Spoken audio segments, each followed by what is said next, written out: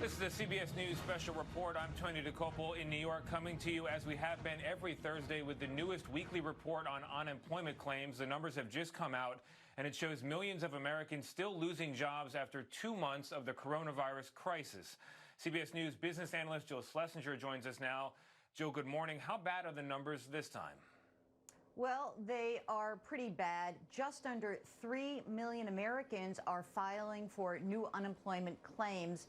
Now, this takes us up around 36 million people for 8 consecutive weeks. The number of people who are actually already receiving unemployment, that's over 22 million. So I guess the glimmer here is that we are trending slightly lower, but boy, these numbers are awfully high.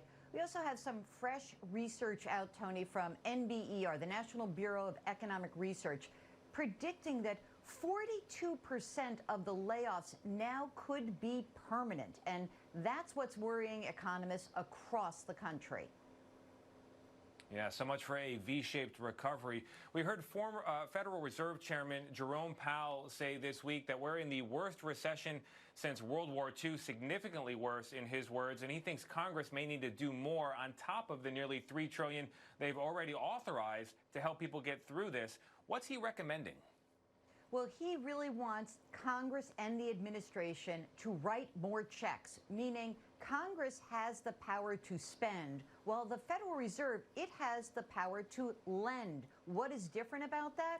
Powell believes that we have avoidable catastrophes for households and businesses if Congress were to act. There's going to need to be additional lifelines sent out to Americans. Powell himself cited some research from the Fed which showed in February those folks who were making $40,000 or less, those who had jobs, 1 month later, 40% of them were sidelined from the labor market. He is worried that those people are going to need more government assistance.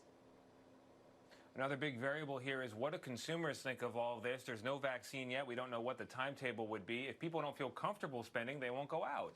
What are consumers telling us about their willingness to engage economically?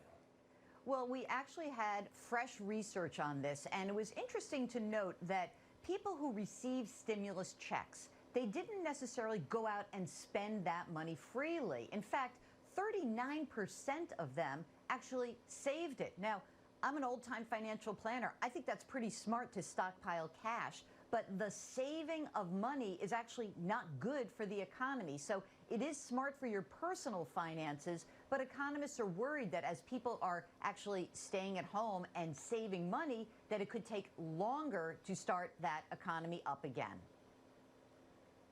All right, Jill Schlesinger for us. Jill, thank you very much.